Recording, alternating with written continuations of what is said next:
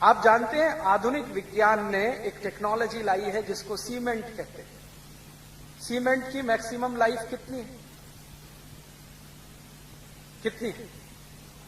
2500 साल, maximum 100 years. दुनिया के सीमेंट तकनीकी में काम करने वाले सभी वैज्ञानिक कहते हैं कि सीमेंट की अधिकतम जिंदगी 100 साल है।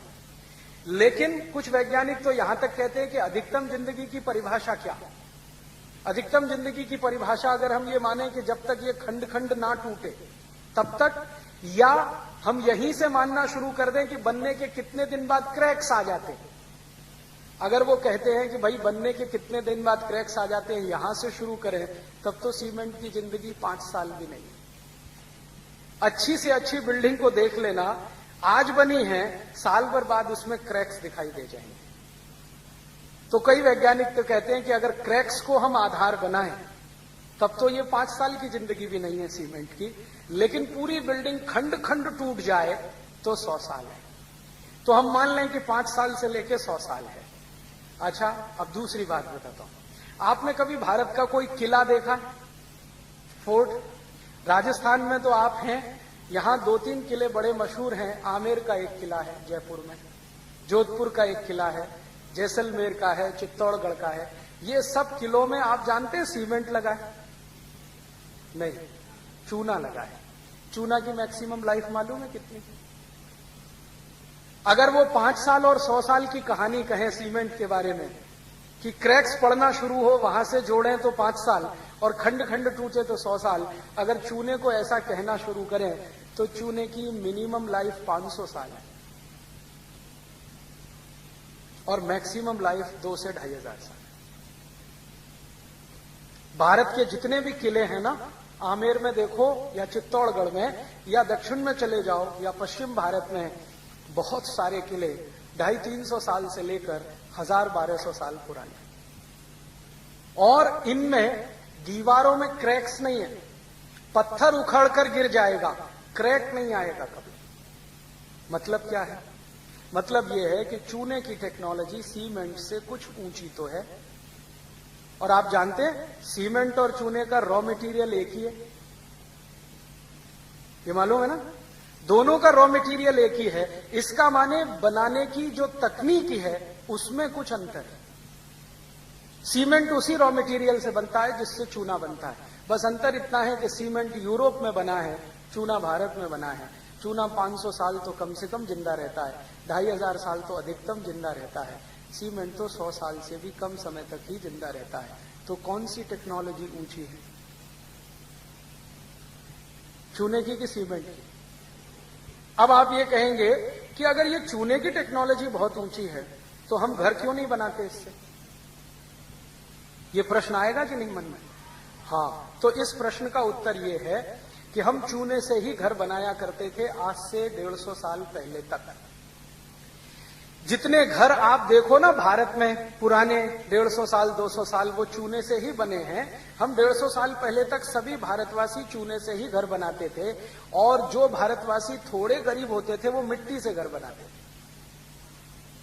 और अभी भी कुछ भारतवासी गिने चुने हैं जो चूने से बनाते हैं, लेकिन मेजॉरिटी में आज सीमेंट इस्तेमाल करते हैं। पिछले 150 साल में हुआ ये कि जो देश में चूना बनाने की टेक्नोलॉजी डेवलप हुई हजारों साल में, अंग्रेजों ने उस टेक्नोलॉजी को बैन किया था। और इस देश में पता है अंग्रेजों ने क्या किया था?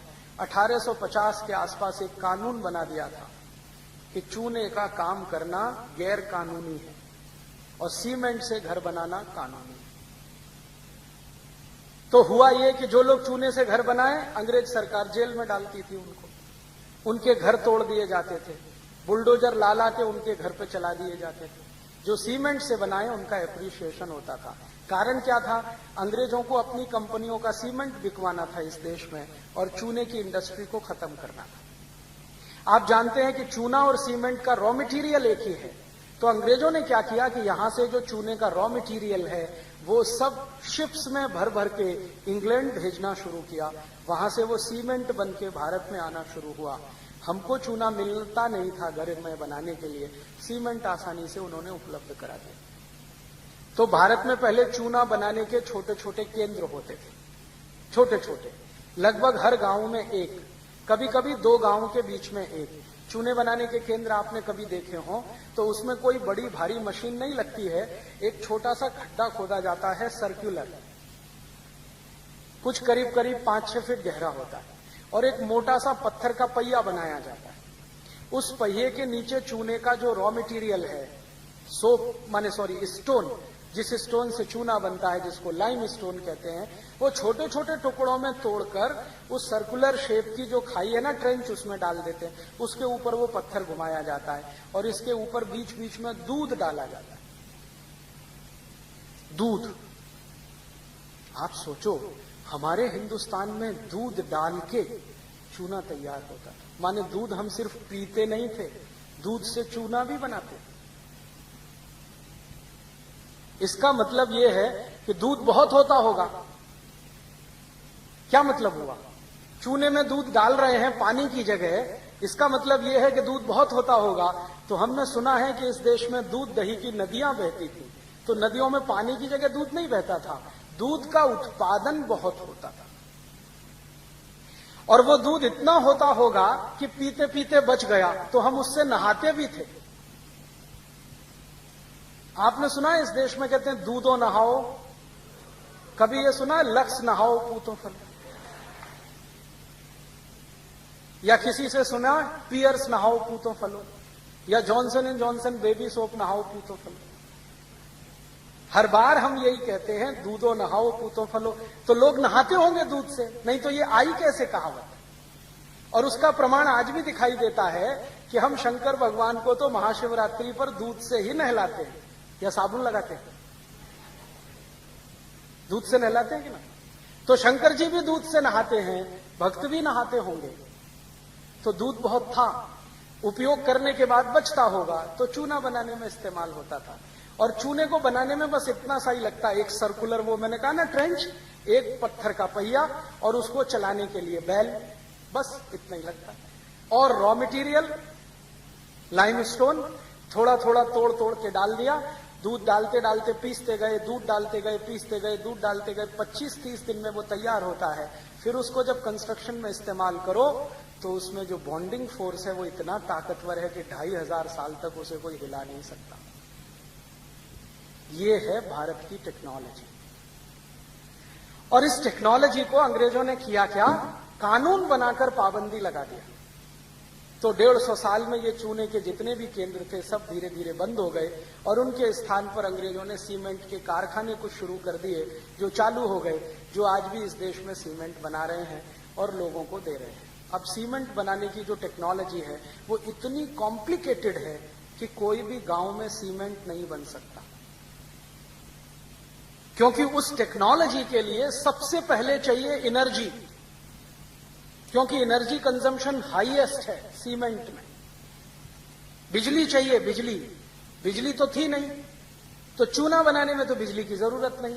तो हिंदुस्तानियों ने दिमाग लगा के ऐसी टेक्नोलॉजी विकसित की जो बिना बिजली के चल जाए, और ये यूरोप के मूर्ख लोगों ने एक ऐसी टेक्नोलॉजी लाई जो बिना बिजली के हिलती भी नहीं, चलना का तो दूर की बात है।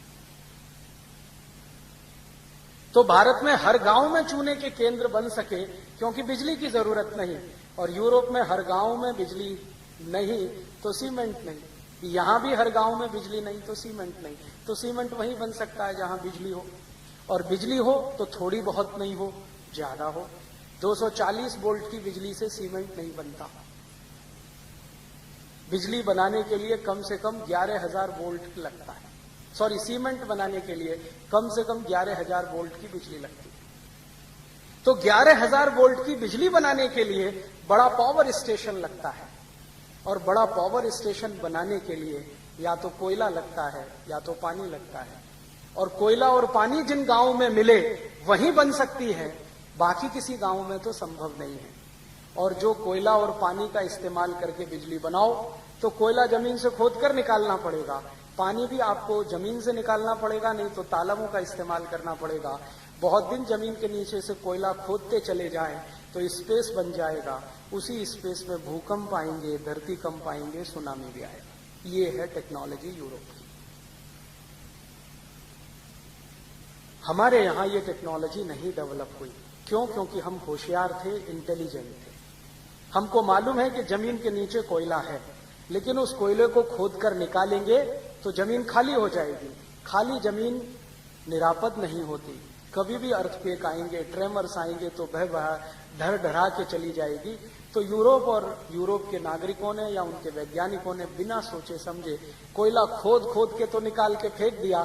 अब उन खदानों को भरने के लिए कुछ नहीं है, तो उन्हीं स्थानों पर सबसे ज्यादा भूकंप आ रहा है और अब हजारों लोग मर रहे हैं। तो देखो कैसी सुंदर टेक्नोलॉजी है। सीमेंट चाहिए तो बिजली चाहिए, बिजली चाहिए तो कोयला निकालना है, कोयले के साथ पानी भी चाहिए। पानी हमको पीने के लिए और खेती के लिए चाहिए।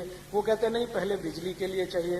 तो पानी इकट्ठा करना है तो डैम चाहिए, डैम बड़े बड़े बनाने हैं तो पैसा चाहिए, और वो डैम क्रैक्स हो जाए तो बाढ़ ही बाढ़। फंस गए ना। इससे अच्छी तो अपनी टेक्नोलॉजी थी कि हमको क्या चाहिए, सोप स्टोन चाहिए, हर गांव में उपलब्ध है। दूध चाहिए, दूध कहीं खोद कर निकालना नहीं पड़ता। निकालना पड़ता है? दूध तो पृथ्वी के ऊपर ही उपलब्ध है। जानवर हैं तो दूध है, उनको घास खिलानी पड़ती है, वो भरपूर दूध दे देते हैं। और घास को हम वेस्ट मटेरियल कहते हैं। इस देश में अद्भुत मशीनें हैं जो वेस्ट खाकर दूध दे देती हैं कि नहीं। गाय, भैंस, बकरी वेस्ट खाती है। आप खा सकते हो घास, आप मानते हो ये वेस्ट है, वो वेस्ट को ही खाती है और बेस्ट क्वालिटी दूध दे देती हैं। वो दूध आप पीते हो, विटामिन ए मिलता है, विटामिन सी मिलता है, ताकत आती है। वो दूध अगर पत्थर में डाल दो तो और ताकत बढ़ा देता है पत्थर की, और वो पत्थर से पत्थर को चिपका दो बीच में रख के तो 500-500 साल टूटता नहीं। ये है टेक्नोलॉजी। अब जरा सोचो और विचार करो कौन सी टेक्नोलॉजी बेहतर है। दूध और पत्थर का इस्तेमाल करके चूना बनाने वाली। क्योंकि इस टेक्नोलॉजी में सबसे महत्वपूर्ण बात पता है क्या है, कि आप प्रकृति का, नेचर का कोई भी नुकसान नहीं करते। और ये जो सीमेंट बनाने वाली टेक्नोलॉजी है, इसमें हर समय प्रकृति का नुकसान करते हैं, उसके खिलाफ काम करते हैं। आज की सारी दुनिया परेशान है, पर्यावरण प्रदूषण बढ़ रहा है, माने प्रकृति के साथ छेड़छाड़ हुई है, उसके दुष्परिणाम बढ़ रहे हैं। तो भारत में जो टेक्नोलॉजी आई वो इस तरह की कि जो प्रकृति को ध्यान में रख के काम करे। यूरोप में जो टेक्नोलॉजी आई वो इस तरह की जो प्रकृति का नाश करे और काम करे। प्रकृति का नाश करके काम करने वाली टेक्नोलॉजी 100-200 साल से ज्यादा नहीं चलती, और प्रकृति का साथ देकर चलने वाली टेक्नोलॉजी हजारों साल चलती है। उसी को सस्टेनेबल कहते हैं। तो भारत में जो टेक्नोलॉजी बनी वो सस्टेनेबल है, प्रकृति के साथ चलने वाली है, लेकिन उसकी स्पीड कम है। जानते हैं क्यों है? क्योंकि नेचर की स्पीड